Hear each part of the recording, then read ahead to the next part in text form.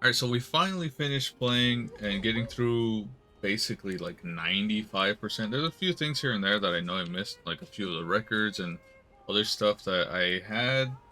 I still don't really know where to find. And before we continue, this is going to have some spoilers. I'm going to try to keep them to a minimum because I think that everyone, if you like story games, play this. If you like Dark Souls, play this. If you like turn-based, play this.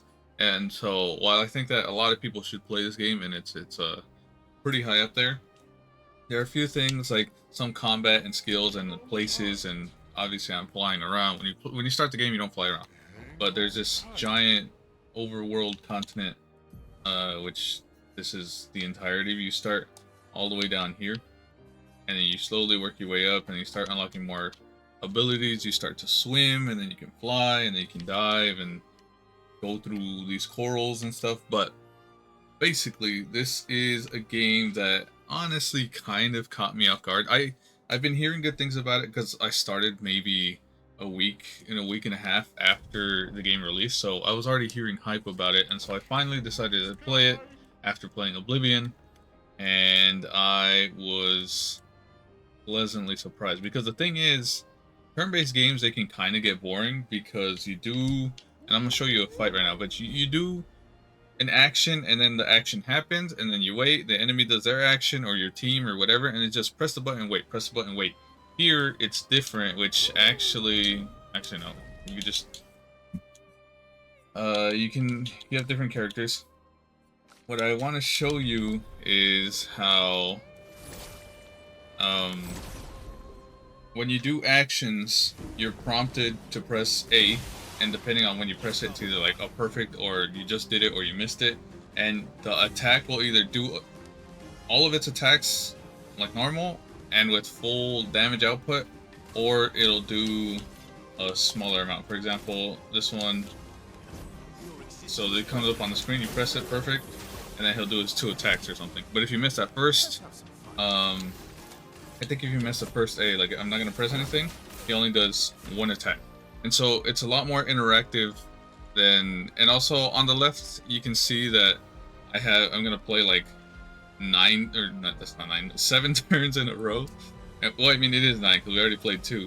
That's just because we are at the end game. These are not like boss enemies or anything, so I've already sort of gotten to the point where I'm super overpowered, which I do want to show you. But the cool thing is that there's a ton of customization in this game, and there's different, like you can build people as support, you can have everyone be just super offensive. I'm just skipping turns right now, and like there's just the system, because you have attributes, which are like skill points that you level up every time you level up, and but like so as you play, you can also dodge, so that's a perfect. You can also parry, and so if you parry all the attacks in a combo, then that's all I was gonna say. So you can also take damage, obviously. If you don't dodge or parry, you will take damage, and then that's where some of the difficulty comes in. But these are some super straightforward. Like I did a 2 attack, the other one did a single attack. But there's like audio cues, visual cues that you can do to actively dodge and not take damage, which I like because similar to Souls games, it shows and reflects how somebody who's very skilled can, I'm just gonna kill him, but how somebody who's super skilled could technically beat the whole game at level 1. No traits, no anything, just like Dark Souls. As long as you're perfect dodging, parrying, countering, whatever, you could beat this game at level 1. No traits, no skills, no attributes. But in terms of the skill tree and attribute, also this is it's like a setup camp or something.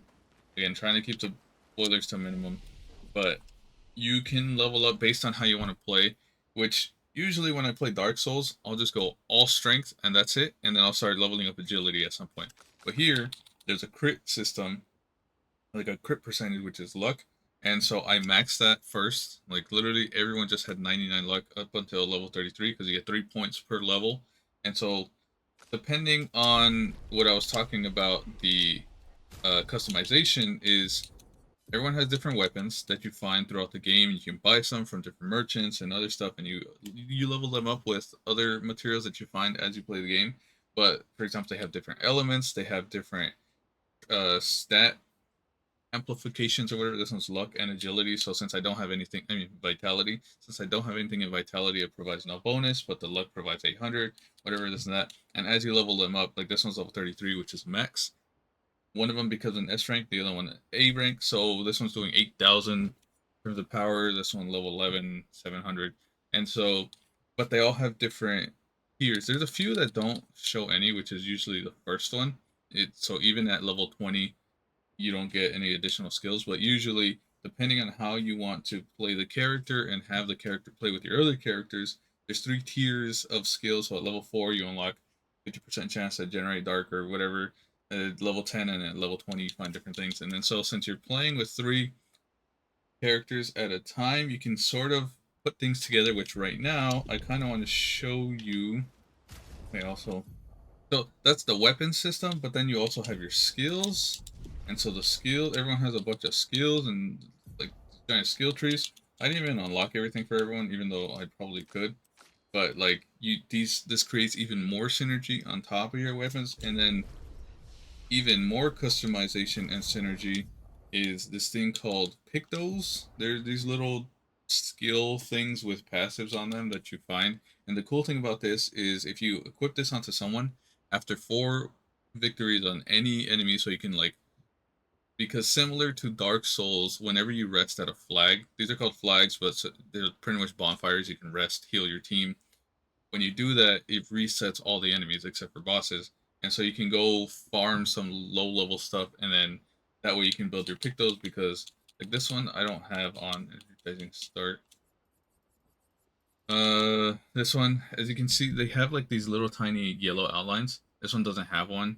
A couple of them don't, like this one either, this one either. So that means I haven't leveled them up, but it's just because they don't really work into the way that I play, so I just kind of didn't care about them.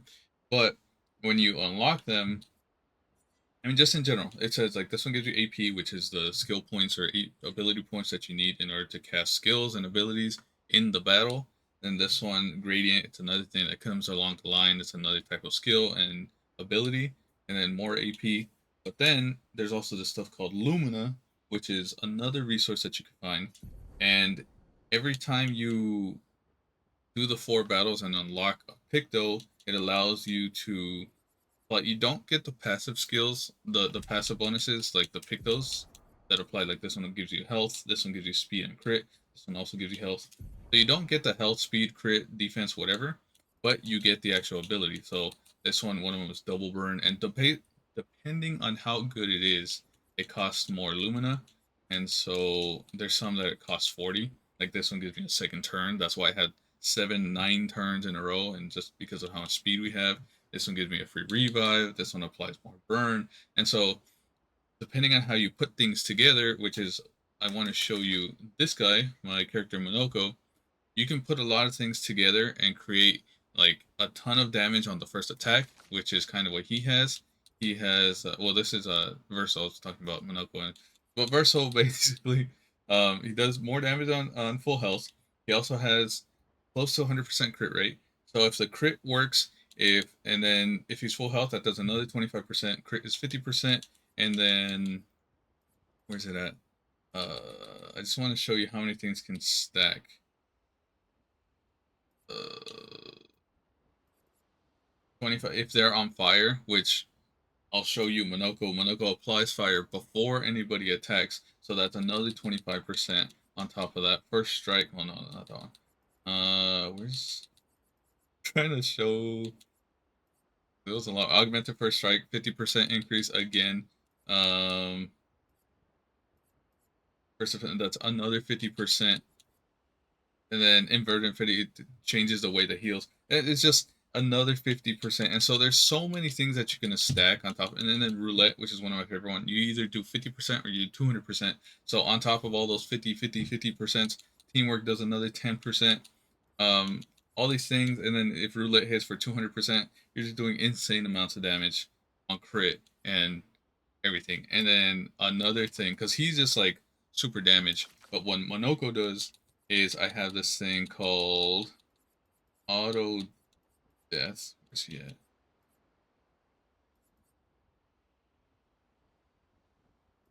Oh, I took it off because I was fighting. Where's auto death? No, it's still on. Okay, so this, it makes him kill himself right at the beginning, but as I mentioned earlier, second chance. So he has this revive, so he kills himself, but then what happens is every time he dies, he applies a couple of things. So protecting death, he gives his allies a shield. Death bomb, when he dies, he does damage. Burning death, he applies burn, which is that burn we were talking about for Verso. Critical, um, that's different.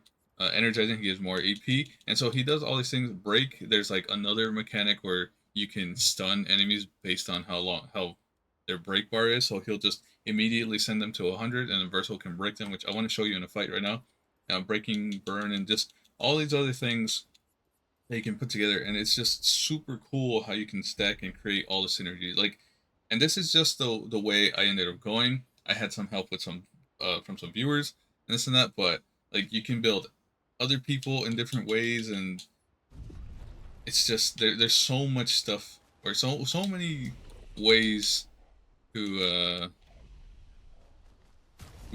customize your team, which also on top of attack and abilities, there's also ways that you can change their appearance. And so there's like different haircuts, costumes, whatever, and like everyone has a lot. And so, you know, you just however you like how they look. But I just kind of want to show you how some of that looks, like the whole Verso and Monoko looks, because I mean, I don't have to show you Verso really, he just does a lot of damage, but the whole death thing with Monoko, it's funny because depending on how strong the enemies are, fight starts, he blows up and they just die. But that's pretty much the combat, and then you have the exploration, as I mentioned, like there's a lot of different areas. And what I kind of thought was weird at the beginning, but what I ended up appreciating later, is that as you're going, or as you look around the map, if you zoom out too far, you can't see the names. But if you completed an area, it'll show the name above the little icon. I thought it was a little weird because I thought just half of them had it, half of them didn't. But and unless they have two entrances like old Lumiere, they won't show it the second time. But it helps you sort of figure out what you haven't actually discovered yet and what you haven't completed yet. Some of them have like bosses, and you could still miss some stuff, but as long as you complete the boss, then that's sort of what gives it the name. But it's cool because then you can more accurately figure out what you're missing and what you need to do. But then there's other areas like here where there's no actual location, but there are enemies there. There's stuff to find, some items and stuff. And this game is just, there's so much to do, and it reminds me of Elden Ring, honestly, just like with the scenery, which is another thing that I wanted to talk about. The landscape scenery graphics, like it's all super well done. Now the character models and the character physics are a little weird sometimes, especially when climbing and trying to find like a decent spot. But I mean, honestly, that doesn't really matter all too much. And the story, it's got some twists, it's got some emotional moments and stuff here and there, and just overall, I had so much fun with this game. And again, if you like Dark Souls, if you like turn-based games, specifically games like, since I already mentioned, games like Paper Mario and Mario and Luigi Superstar Saga, where it's an active sort of battle style, even though it's turn-based, then you definitely like this game. But um, I mean, the climbing, it's just sometimes the hair and stuff is like all over the place. That's like the only sort of bad thing, quote unquote. But it's not even like, it doesn't matter. The other thing, bad thing, and it's not even a bad thing, it's just a slight quality of life sort of thing that I would have liked to see, is with the Picto system, it'd be cool to sort of maybe save 3 in a quick. Oh, well, I mean, I guess one example of the physics that kind of look weird, like if you look at Lune's fingers, like they have this weird like segment angled weird thing, whatever, and so randomly stuff like that, it'll just look kind of funny. But The one thing that I do wish that they would have had is sort like pre-saving sets of 3 pictos in case you wanted to do a different build, or if like you wanted to save 3 as your actual build and then apply 3 that haven't been unlocked like this one, just so you can go farm real quick, get those unlocked, and then go back to your other. It's not hard. Literally just remember what you're using, but sometimes I forget because the names and then there's just so many, whatever. So not the worst thing, but also I would have also liked to see, because sometimes when I'm trying to figure out how much Lumina I have and what else I can put on, I want to like click on one, because like I already forgot what I had on, which is fine. We already beat the game, but you can't really tell how much this costs because it'll show you down here. It'll show you which ones are active and all the other ones that are not from the abilities. So critical weakness costs 5, but you don't know that until you apply it and put it on. So I would just like to see that if you're hovering here, along with the level and the skills it takes, maybe on the bottom be like, oh, required Lumina 5 or 3 or 10 or whatever. And that kind of makes it a little more easy, a little easier to plan around. But like those are just 2 tiny little like quality of life sort of things that aren't required. And just overall, had so much fun with this game. I think we spent I spent 42 hours. This game is $50 MSRP, but then there's also New Game Plus, which I might do, but I sort of usually I'll be pretty thorough with games like this. I completed all the optional bosses. I did all the side things. Again, I think I missed a record or 2, but those are kind of just like I don't really mind too much. But I spent a ton of time in this game doing as much as possible.